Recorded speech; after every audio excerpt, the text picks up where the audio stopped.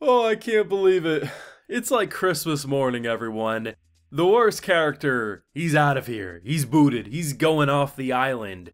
But the twists and turns to get to that moment, to see a character who I thought was so chill get out of his seat and say, you know what, Horikita, I'm voting you off. And his VA popped off, man. But what they ended up doing with the whole point exchange and how Class B and D work together, one to make it so no one is expelled from their class, and Class D, Ryun gets to be shielded. This felt like the greatest episode of Classroom of the Elite, and is not even close. Like, this was emotional, the writing, the way such a simple exam, vote someone off, pick your top 3 and your least favorite, and the way we go from Aino Koji having everything painted on him, to him not only being the most shielded in his class, but the way he helped everyone without really even lifting too much of a finger. He kind of like navigates some people, but what's interesting is Sakayanagi pretty much wanted this outcome. Like, at the end of the day, it was pointed out in my comments last week,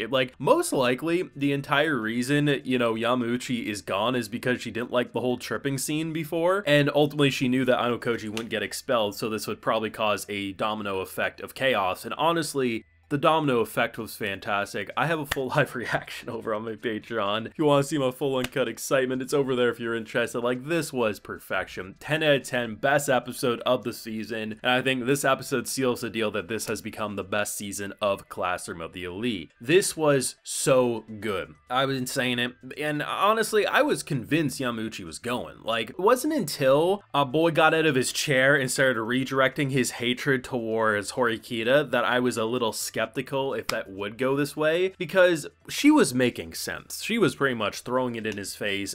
And the fact that she didn't even need to bring up the fact that he was just kind of a slimy bastard about the rumors and everything. He's the least talented.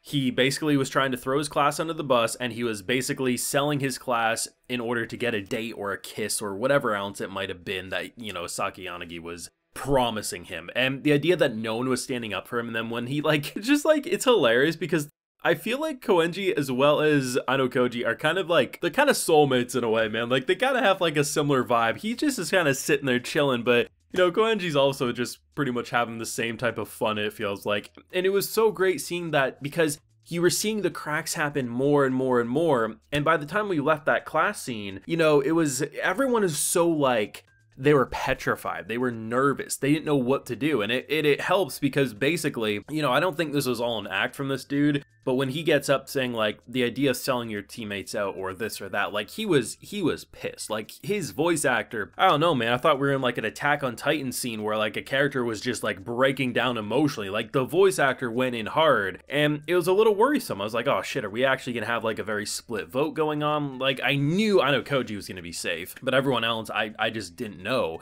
And when we came in the next day, it was just like, I've never seen such boldness for such a dumbass. Because even if you survive that outburst, like you're saying, listen, I got everyone to, you know, the other class to give all their positive points to me, so I'm safe even if all you douchebags do this. Just consider the fact that the school just did this as a test. They can do it again. They can do similar things. Do you really want to make an enemy out of the class you're pretty much rubbing the noses in that you're better and you have help from other people? Like, there's just not a single brain cell in this dumb motherfucker's brain, but holy hell, man. Like, to see his reaction and his breaking down to the fact that Aino Koji was #1 most positive ranked, and he was the least, I was ready to throw a party. I was so happy. The voice actors went in extra hard this week. His breaking down scene, the one he grabs a chair trying to beat our boy, and I'm like, there's 2 characters you would not want to swing a chair at. You swung it at one of them, and goddamn, knowing him on his way out of school, he was probably going to try to do that to Ryun. I'm just like, I am not going to shed a tear that we're no longer like, he was a great character for this arc. The infuriating aspects about him, I'm glad exists, but I'm not shedding a tear that this D-bag's gone. But the thing that was really exciting about the class scene, like prior to the voting taking place, was that, you know, Kushida, I saw some people last week say they actually thought she would get voted off. And honestly, once we started redirecting some things, it kind of did feel like they were painting her as to be the one to go away. But the biggest thing was that certain characters have talent, and if you have talent and not liked, or you have talent and you betrayed, it's worth more than a character who has no talent and hasn't betrayed, right? Like, basically we're at the point of eliminating someone we didn't need. So the class is going to be a lot more skeptical of her, but she still had her weight in gold, so obviously she was able to survive that, but drama going to be on the horizon.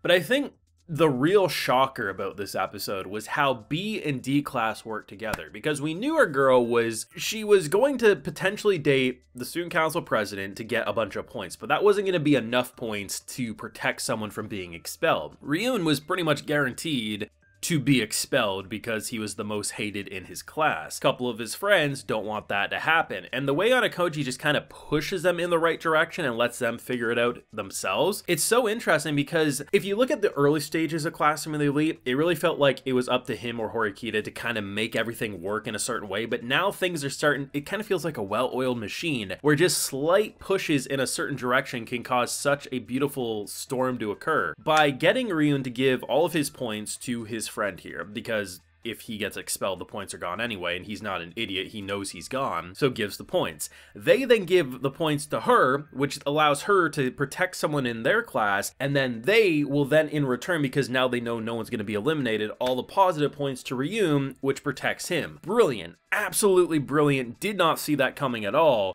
I mean, I was just hoping our boy would get eliminated, and to see all the extra little bells and whistles they added, it was absolutely perfection. The music during the first 10 minutes of that conversation, it's just them standing in a classroom, or most of them are sitting. The voice actors, the music, the directing, the fact that an episode with very little Inokoji talking, and just the way his influence has infected this cast is just so good. Without a single doubt in my mind, this is the best episode of Classroom of the Elite.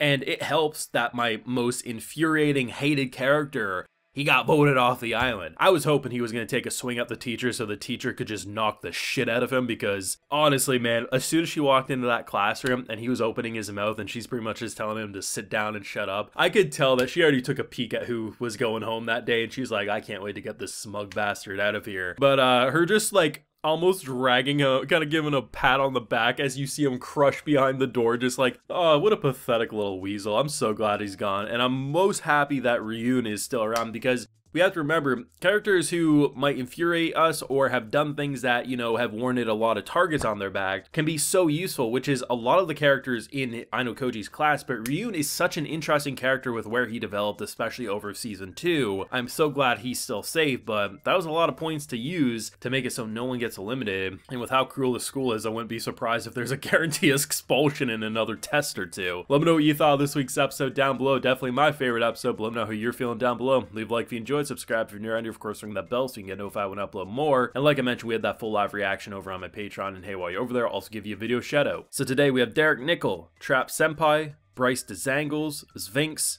Andre, and Darthwin Wright, so I appreciate the support, everyone. Please take care and have a good one.